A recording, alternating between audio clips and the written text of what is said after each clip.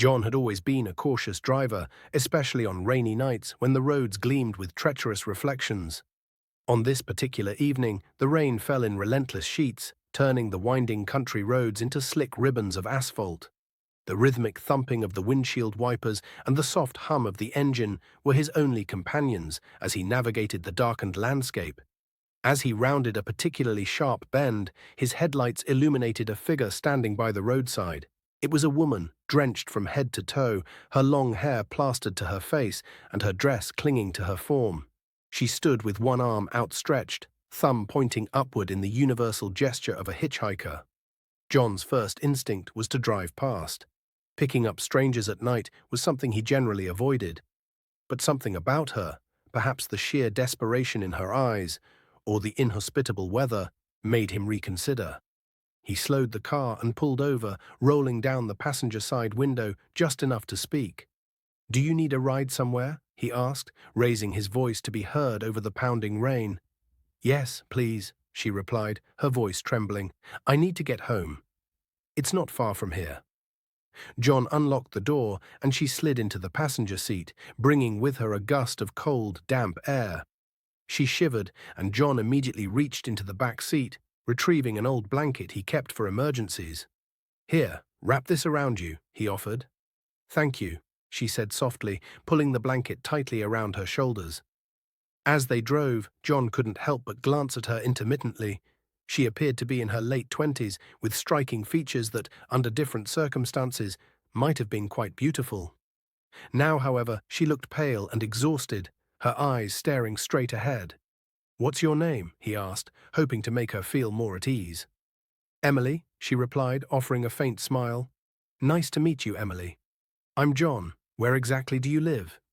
She provided an address that John recognized as being in a small neighborhood just a few miles ahead. They continued in silence for a while, the only sounds being the rain pelting the car and the tires splashing through puddles. As they approached the address Emily had given, she suddenly spoke.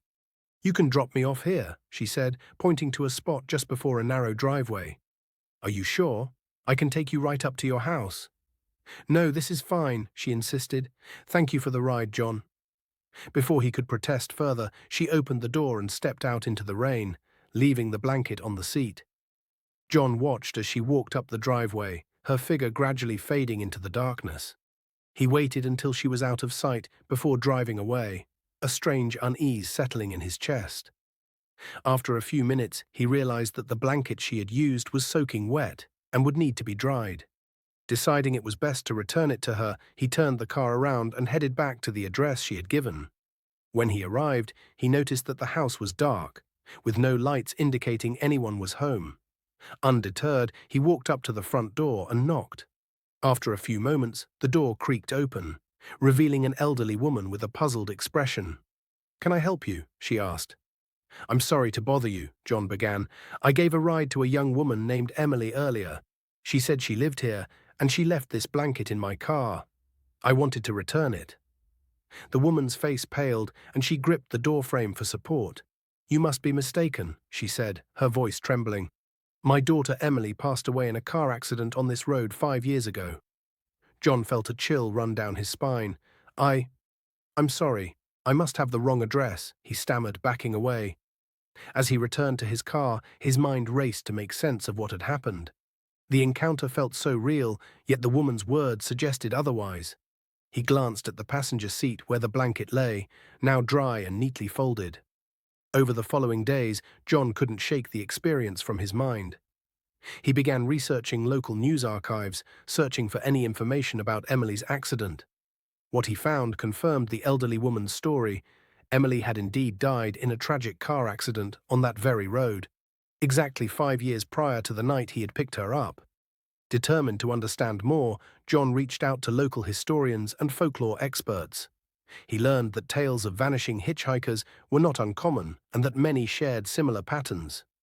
A driver picks up a stranger, often a young woman, who later disappears without explanation, sometimes leaving behind personal items or leading the driver to a grave or memorial.